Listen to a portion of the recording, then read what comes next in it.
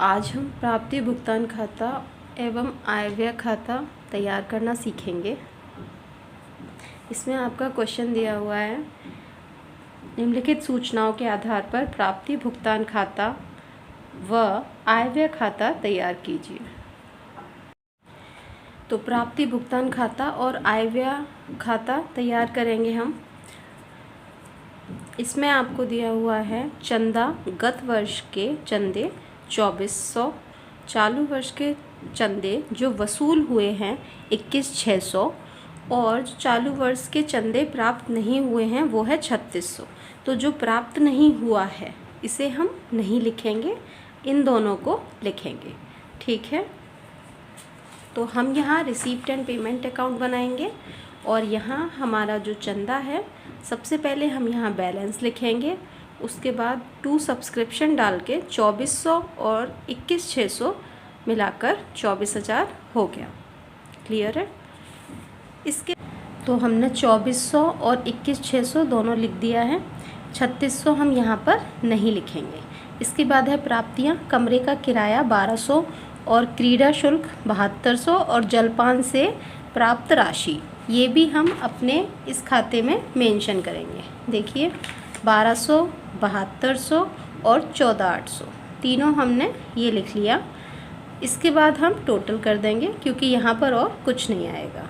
ठीक है, इसके बाद दिया हुआ है हमें भुगतान वेतन दिया है 10,400, मरम्मत 2,000, छपाई व लेखन सामग्री 2,400, जलपान गृह सामग्री 12,000, चौकीदार की मजदूरी 8,000, विद्युत व्यय 3,600 और किराया व कर 6,400। तो ये सब हमने भुगतान किया है, कैश में किया होगा तो हम ये एज इट इज़ पूरा लिख देंगे। 10,400, 2,000, 2,400, 12,000, 8,000, 3,600 और 6,400। फिर हम रिसीप्ट साइड में से पेमेंट साइड को लेस करेंगे। तो जब हम रिसीप्ट से इसको लेस करने पर बैलेंसिंग फिगर आपकी आएगी 4,000। ठीक है, तो इस तरीके से हमारा रिसीप्ट एंड पेमेंट अकाउंट बनता है। इसके बाद इसमें आय व्यय खाता और तैयार करना है। तो आय व्यय खाता तैयार करना है, हम देखेंगे कि इसमें क्या क्या चीज़ें लिखी जाती हैं। तो इसमें जो अदत्त व्यय हैं, आपका मरम्मत हो गया, जलपान गृह सामग्री हो गई, ये हम लिखेंगे।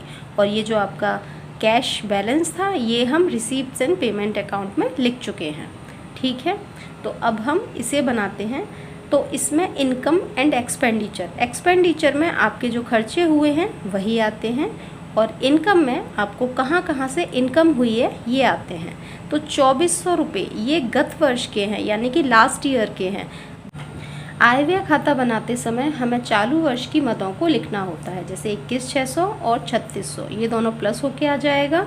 फिर आपका कमरे का किराया और 7,200 रुपये आपका क्रीड़ा शुल्क, दोनों के दोनों ऐड हो जाएगा।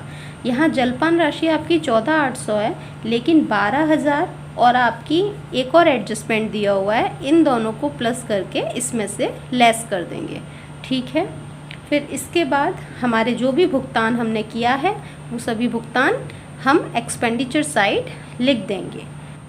और ये जो आपके 2,000 रिपेयर के हैं और रिपेयर यहाँ पर 800 आपको आउटस्टैंडिंग दिया हुआ है, आप इसको इसमें ऐड कर देंगे। क्लियर हुआ? और सारी चीज़ें लेस करने के बाद आपको सरप्लस मिलेगा 400 का। तो यहाँ 600 प्लस 3,600 आपका हो गया 25,200, रूम रेंट आपका 1,200, स्पोर्ट फी आपकी 7,200 और ये जो आपका रिफ्रेशमेंट था 14,800 का, इसमें आपने 12,000 प्लस 2,400 ये आपका एडजस्टमेंट से लेकर लेस करके यहाँ लिख दिया। ऐसे ही सैलरी आ गई, रिपेयर में आउटस्टैंडिंग था 800 रुपये ऐड करके लिख दिए। इसके बाद प्रिंटिंग प्रेस 8,000, 3,600, 6,400 बिल्कुल एज इट इज़। फिर हम यहाँ का टोटल करके यहाँ का टोटल किया तो इनकम ज़्यादा आई, तो इनकम ओवर ऑन एक्सपेंडिचर इसमें आ गया। तो excess of income over expenditure आपका 400 रुपीज़ से शो कर दिया। क्लियर है? यहाँ तक कैलकुलेशन करनी थी, तो आपका रिसीप्ट्स एंड पेमेंट अकाउंट और आय व्यय खाता बनाना हमने इसमें देख लिया है। नेक्स्ट में हम बैलेंस शीट देखेंगे।